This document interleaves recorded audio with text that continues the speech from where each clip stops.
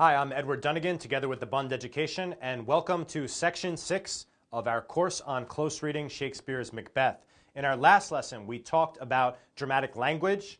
It occurs as either stage directions or dramatic speech, and we talked about the 4 kinds of dramatic speech that are important in Shakespearean plays, and Macbeth is no exception. We have dialogue or conversation, monologue, speech alone in front of other characters, soliloquy, speech alone on stage, the hallmark of Shakespearean language in drama, and aside, when a character momentarily speaks directly to the audience while other characters are present. So make sure you have all that information digested and understood, and that you've read the play and examined it to try to find those important instances of dramatic speech. Today we're going to be shifting our focus a little bit to something related but ultimately different, and this thing is dramatic devices.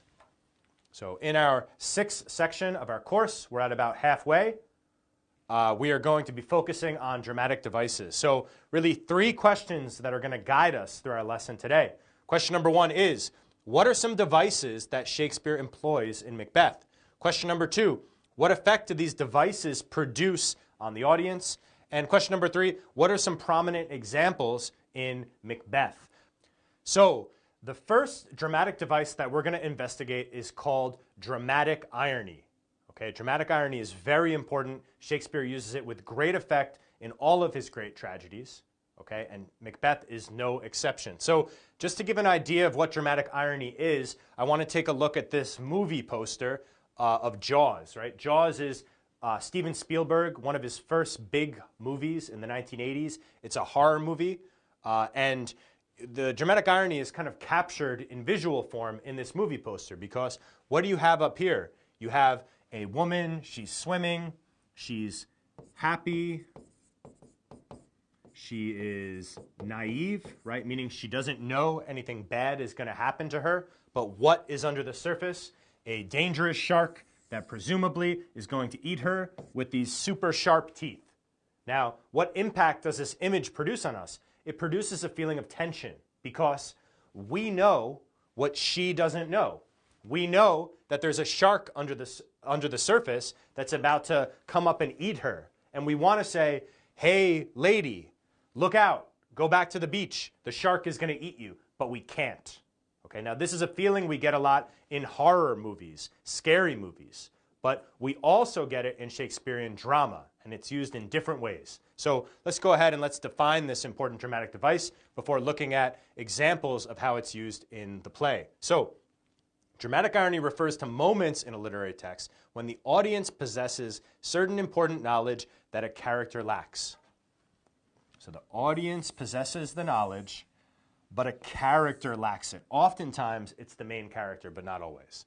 The effect of dramatic irony is to produce emotional tension in the audience, often heightening the tension felt during the rising action. Remember, rising action is the action that occurs in the tragedy as it approaches the climax and before it begins catapulting down to the tragic conclusion, right? So a very important and early example of dramatic irony happens in Shakespeare's Macbeth when Duncan arrives at Inverness, right, which is the name of Macbeth and Lady Macbeth's castle.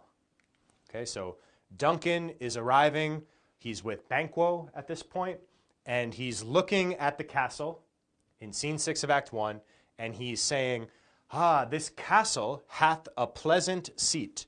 The air nimbly and sweetly recommends itself to our gentle senses.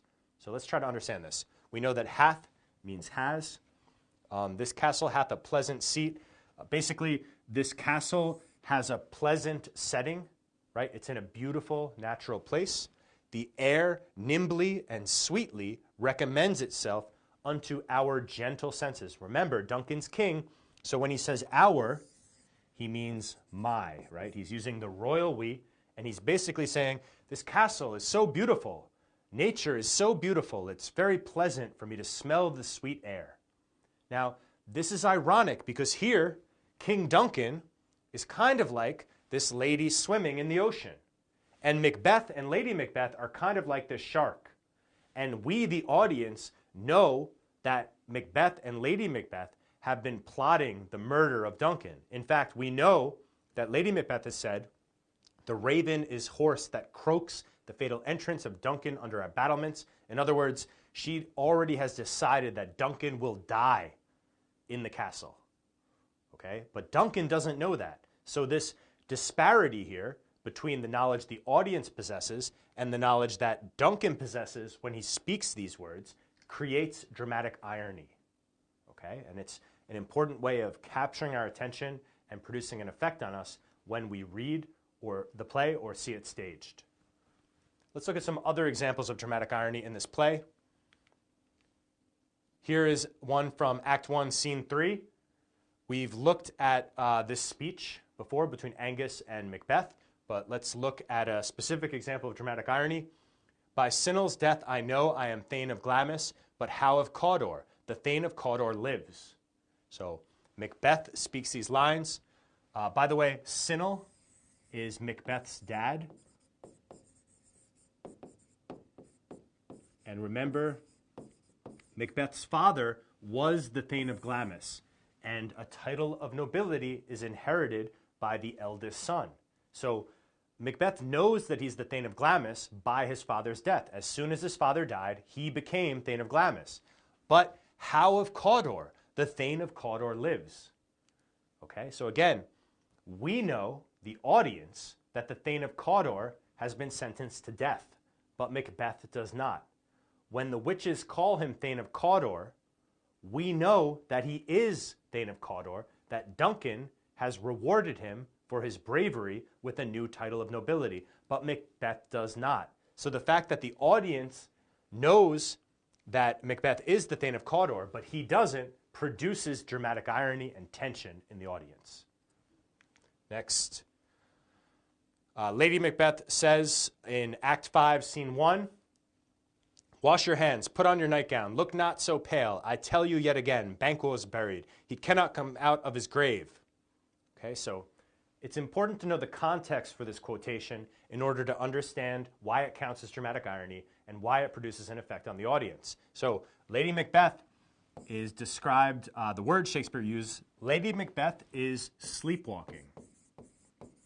And the servant who waits on her is telling the doctor that sometimes she speaks when she sleeps. Okay? And Lady Macbeth is not conscious of this. She is sleeping and walking around, and she is speaking all these words that clearly have to do with the terrible crimes that she and her husband have committed. Okay? So Lady Macbeth is sleepwalking and speaking about washing your hands, right, which relates to all the blood and gore that are on their hands after killing Duncan and framing his guards for committing the murder. Look not so pale reminds us of when Lady Macbeth tells Macbeth to hide his fear, especially for the banquet. I tell you yet again, Banquo's buried. This reminds us of when Macbeth believes that he sees Banquo's ghost at the banquet. So she's kind of rehearsing and reiterating all of these traumatic episodes that have happened to her earlier in the play, and she's doing it while she's sleepwalking. So the audience knows what Lady Macbeth is talking about because we are privy to the crimes that she and Macbeth have committed. But the doctor and the servant don't definitely know what she's talking about. So there's a feeling of tension because we can tell that Lady Macbeth is giving up her secrets even though she doesn't know that she's giving up her secrets. Okay, so we feel tension because we're like, no, Lady Macbeth, they can hear you, stop talking, right? And the doctor and the servant don't know exactly what she's talking about, but they probably have an idea. And Lady Macbeth presumably doesn't know that she's speaking. So this creates dramatic irony because the audience has special knowledge that other characters don't. Thirdly, this is from Act 5 as well. In the second prophecy, when Macbeth goes back to see the witches after killing Banquo, they give him some new prophecies, right? One of them is beware the Thane of Fife, the armed head, the prophecy that Macduff is going to kill Macbeth. Another prophecy they give him is they say that until Burnham Wood moves to Dunsinane, no, you have nothing to fear, Macbeth. Birnam Wood is a forest, okay? And Macbeth hears this and he thinks, well, of course a forest can't move. A forest isn't going to come to the king's castle at Dunsinane, so I have nothing to worry about. But in this scene, Macbeth doesn't see it, but the audience does. Malcolm says, let every soldier hew him down a bough, right? Hew means cut. A bough is like a branch of a tree, and bear it before him. Thereby shall we shadow the numbers of our host and make discovery err in report of us. So what Malcolm is kind of saying is that he wants every soldier to cut off a branch of a tree. Right, if this is a branch, and he wants the soldiers to hold the branches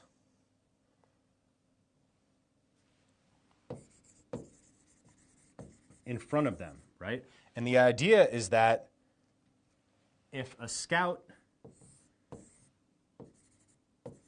tries to see how many numbers Malcolm's troops have, they're not going to know. Now, we call this today camouflage,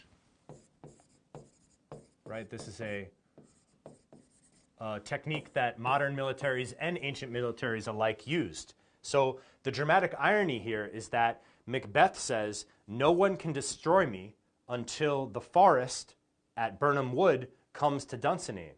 And he thinks that's impossible, a forest can't move. But then we, the audience, see Malcolm give the command to cut down the branches from the forest and to use it as camouflage. And so we realize, uh-oh, Birnam Wood is coming to Dunsinane. Macbeth is in trouble. The prophecy is coming true, but not in the way that Macbeth expects. So another important instance of dramatic irony that produces tension, this time as the falling action is accelerating quickly towards the tragic demise of Macbeth.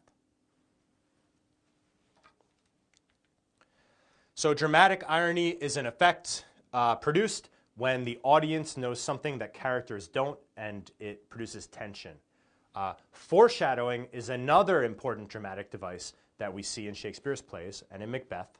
If you've ever seen the Disney classic The Lion King, Mufasa tells Simba, all our fathers are in the stars and they guide us. And I mean, it's a happy child's movie, but it kind of foreshadows the fact that, spoiler alert, Mufasa is going to die. Right? It's kind of a Disney version of foreshadowing. By the way, The Lion King is based off of Hamlet, believe it or not. But foreshadowing happens in Macbeth in very important ways. Foreshadowing, for is like before, right? Foreshadowing hints at future events, creating a sense of suspense, right? Suspense is a very important effect in Shakespearean drama, and indeed in all drama. Suspense is the feeling of tension that you get when you know that something's going to happen. Okay? So, foreshadowing is employed as the rising action builds to the climax and as the fallen action moves toward the resolution. Here's an example of foreshadowing. Macbeth, when he is talking to his wife after the murder of Duncan, he says, "Methought, I thought, I heard a voice cry, 'Sleep no more. Macbeth does murder sleep. Glamis hath murdered sleep, and therefore Cawdor shall sleep no more." Of course, we know that Macbeth is Glamis, the Thane of Glamis, and he is Cawdor, the Thane of Cawdor. So the idea is that Macbeth murdered sleep as he murdered Duncan, and now Macbeth can no longer sleep. Okay, now when we see Macbeth first speak these words, Lady Macbeth just thinks that he's being a coward and being kind of crazy and shaken up by his murder. But the reality is that later on in the play, both Lady Macbeth and Macbeth have trouble sleeping. Lady Macbeth, as we saw, is going to be sleepwalking. She can't sleep restfully through the night. Macbeth, similarly, has a lot of trouble sleeping after the murder. And this isn't really surprising to us. When we feel guilty for something we've done, maybe we have trouble sleeping, right? And hopefully none of us has done anything as terrible as what Macbeth has done. So when Macbeth says this, he hasn't tried to sleep yet, but it foreshadows the fact that he's going to be unable to sleep throughout the play. Another example of foreshadowing occurs when the witch hails Macbeth as king hereafter, right? So we know that the three witches in the first prophecy say, "Hail Glamis, hail Cawdor, hail king hereafter." We know that Macbeth is Glamis and he is Cawdor, since the Thane of Cawdor is to be executed, but we don't yet know that he is the king. So when they call him king hereafter, this is a very obvious example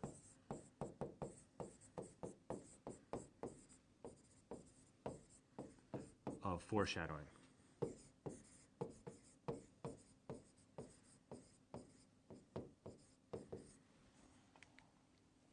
Here's another example that happens in Act 3 when the witches are gathering before the second prophecy that Macbeth goes to them to find out about. And we have Hecate, who is the goddess of witchcraft.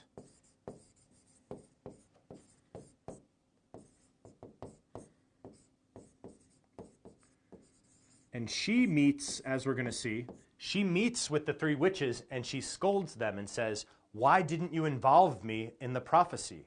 I want to be involved in this mischief that we're making on Macbeth." Okay?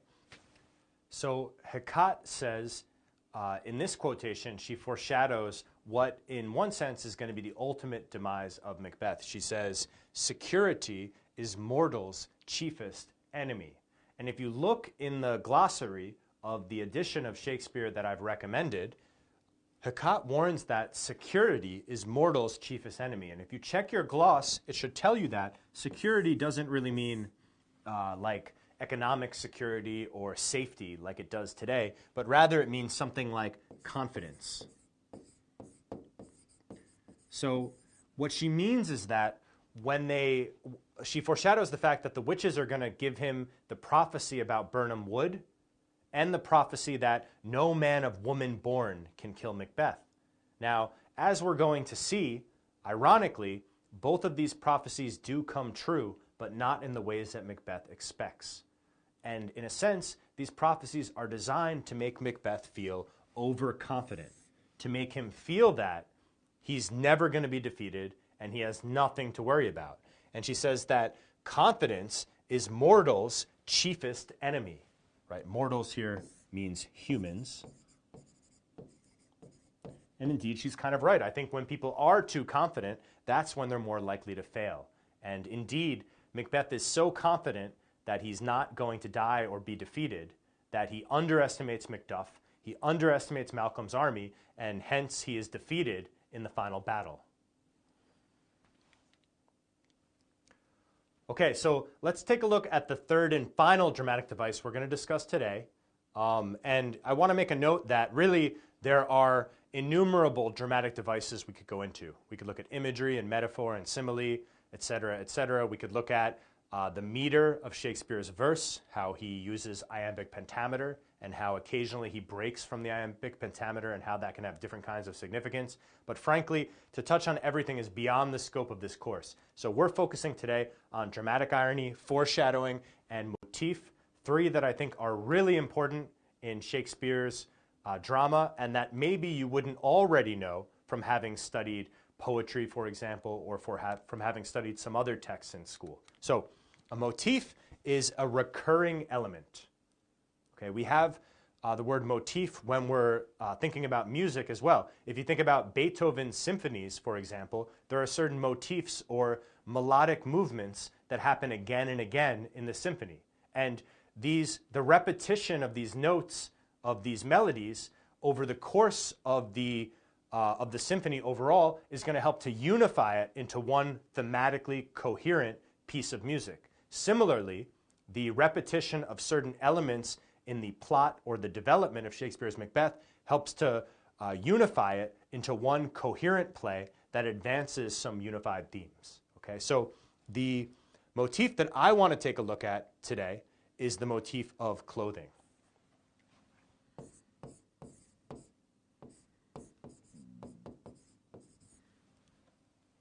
Right. By the way, a motif may or may not be symbolic or metaphoric. In other words, sometimes a motif is going to represent an idea. Other times it's just going to be something that happens again and again, right? A couple motifs we have in Macbeth are night and blood. These are recurring elements. Night, to some extent, has a symbolic value. It represents darkness and moral depravity and evil. Blood, I don't know that it necessarily is very metaphoric or symbolic. I mean, I guess it represents violence, but really the blood on his hands is evidence more than it is anything else, right? But clothing is the motif that we're going to look at today. And here we have a quotation from Angus, right? Remember, at the beginning of the play, Angus first calls Macbeth Thane of Cawdor. And Macbeth says, "Why do you dress me in borrowed robes?" That's an example of this clothing motif. Well, here in Act 5, Angus knows that Macbeth is a traitor, and he's no longer loyal to him. And Angus says, "Now does he feel his title hang loose about him, like a giant's robe upon a dwarfish thief." Okay, so he here is Macbeth. And he feels his title, in this case, the title is King of Scotland, hanging loose about him. So the reason why I've selected this picture here is because if you take a look at this king, right, and I believe this is from a production of Macbeth, the actor playing Macbeth is wearing huge clothes. And the crown he wears is almost too big too, right? It's kind of like falling down over his eyes a little bit. And we have this image that's almost clownish or funny. It's like he's not big enough to occupy the role that he occupies. It reminds us of a small child wearing his father's shoes, right? We think it's cute, we laugh at it because the small child could never be big enough at this point to occupy his father's shoes. Well, similarly, Macbeth, from the point of view of the noblemen who are rejecting his rule, think that he's not a great enough man to be King of Scotland, right? And they use the motif of clothing, right, which here has metaphoric value, to create an image of a king who has this huge robe on him as if he were a giant, but in reality, he is a thief, okay? And a dwarf, right? A dwarf, of course, is someone of exceedingly short stature, okay? Let's take a look at some other ways in which this clothing motif is developed throughout the play. So we've already looked at this example. The Thane of Cawdor lives. "Why do you dress me in borrowed robes?" Here we have another reference to dressing and robes or clothing. And here the clothing becomes a metaphor for the title of nobility, Thane of Cawdor.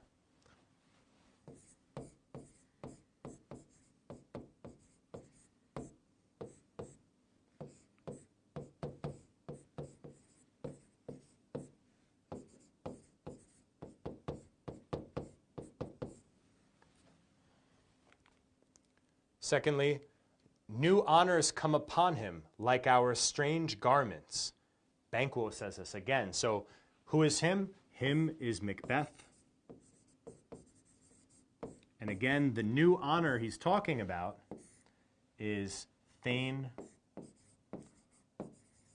of Cawdor, right? So again, the garments, which is a word that means clothing, these are a metaphor for a title of nobility. Thirdly, was the hope drunk wherein you dressed yourself? We've seen this as well in an earlier analysis of Lady Macbeth's monologue. Here she says she's talking about Macbeth being dressed in hope. And what she's implying is that this is an appearance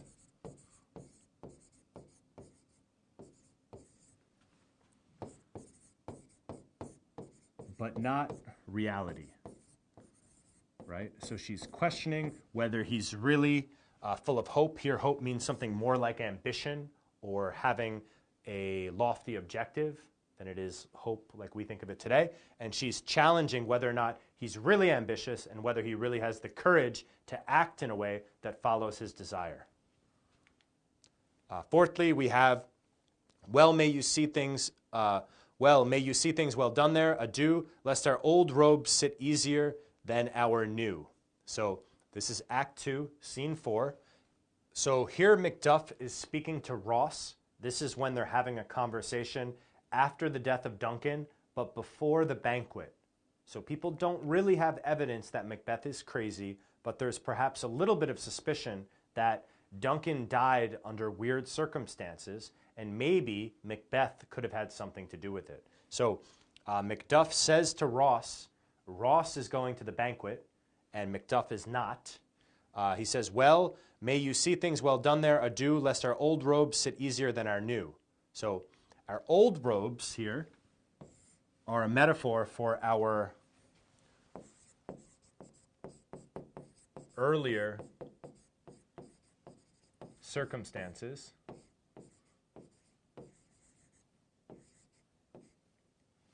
And our new means our new robes. And this is a metaphor for our present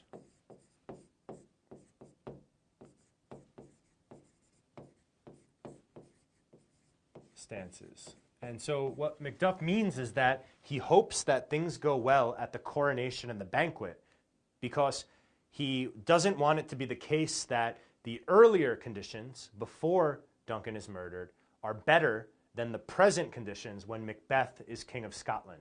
Right? So again, Macduff doesn't really know how things are going to play out right now because he doesn't have evidence of what Macbeth's going to be like. Of course, we know that Macbeth is going to go on to kill Banquo and Macduff's family. Right? So indeed, the old robes will sit easier than the new. But here, Macduff is playing into the motif of clothing, right? When he's describing political circumstances in Scotland, using metaphors related to garments and clothing. So, one more example of the motif of clothing operating in Shakespeare's Macbeth happens when Caithness says in Act 5, he cannot buckle his distempered cause within the belt of rule.